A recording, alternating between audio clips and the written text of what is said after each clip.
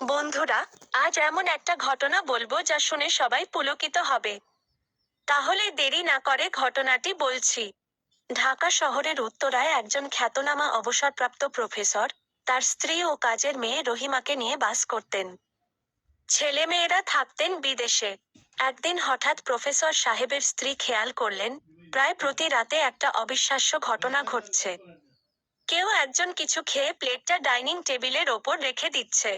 ব্যাপারটা কয়েকদিন লক্ষ্য করার পর প্রফেসর সাহেবের স্ত্রী প্রফেসর সাহেবকে জিজ্ঞাসা করলেন, গত রাতে তুমি কিছু খেয়েছো কিনা? জবাবে প্রফেসর সাহেব বললেন, না তো, আমি তো কিছু খাইনি। খেলে তো তোমাকে অথবা রহিমাকে দিতে বলতাম। মানে হলো তিনি কিছু খাননি। পরে ম্যাডাম কাজের মেয়েকে জিজ্ঞাসা করলেন, গত রাতে তুমি কিছু তোমার সাহেবকে দিয়েছ কিনা, বা নিজে কিছু খেয়েছো কিনা? জবাবে রহিমা বললেন, না তো খালাম্মা। ম্যাডাম চিন্তায় পড়লেন, তাহলে ঘটনাগুলো ঘটাচ্ছে কে? জিন ভূত না তো? দেখতে হবে। এক রাতে প্রফেসর সাহেব স্ত্রীর কিছুতেই ঘুম আসছিল না। বিছনায় শুয়ে এপিঠ ওপিঠ করছিলেন। হঠাৎ তিনি দেখলেন, প্রফেসর সাহেব বিছানা থেকে আস্তে আস্তে উঠে ডাইনিং রুমের ফ্রিজের কাছে গেলেন। ফ্রিজ খুলে সেখানে রাখা মিষ্টির প্যাকেটটি বের করলেন। একটা প্লেট এবং কাঁটা চামচ এনে আস্তে করে একটা চেয়ার টেনে বসলেন। ম্যাডাম কিন্তু দূর থেকে সবকিছুই অবাক হয়ে দেখছিলেন। এক পর্যায়ে সাহেব দুটি মিষ্টি খেলেন, হাত ধুয়ে তাওয়াল দিয়ে মুখ হাত মুছে সুন্দর করে চেয়ারটি যথাস্থানে রেখে আস্তে আস্তে আবার বিছানায় শুয়ে পড়লেন, কিন্তু প্লেটটা যথাস্থানে রাখতে ভুলে গেলেন। এই ঘটনা দেখে বেগম সাহেবা বেশ চিন্তায় পড়লেন। নিজের চোখকেও যেন বিশ্বাস করতে পারছিলেন না।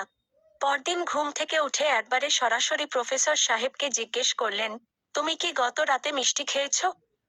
এবারও প্রফেসর সাহেব দৃঢ়ভাবে না করলেন।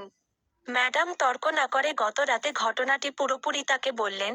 প্রফেসর সাহেব তো পুরোপুরি হতভম্ব। এ কি বলছে তার স্ত্রী? আমি এটা কখন করলাম? তার কিছুই মনে নেই। বুদ্ধিমতী স্ত্রী ভাবলেন, উনার সাথে তর্ক বিতর্ক না করে আমাকে একজন মনোচিকিৎসকের কাছে যেতে হবে। যেমন কথা তেমন কাজ। বিকেলে তিনি প্রফেসর সাহেবকে বুঝিয়ে শুনিয়ে শহরের নামকরা এক মন চিকিৎসকের কাছে নিয়ে গেলেন। তার কাছে তিনি ঘটনার আদ্যোপান্ত খুলে বললেন। ঘটনা শুনে ডাক্তার সাহেব প্রফেসর সাহেবের কাছে জানতে চাইলেন, আসলে ঘটাটা কি হয়েছে আমাকে খুলে বলুন। প্রফেসর সাহেব নির্দ্বিধায় বললেন, আসলে আমার কোনো কিছুই মনে নেই।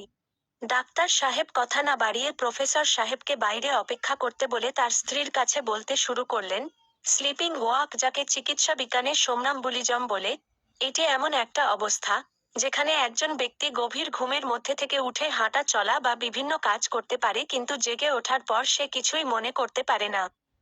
প্রফেসর সাহেবের ক্ষেত্রেও তাই হয়েছে।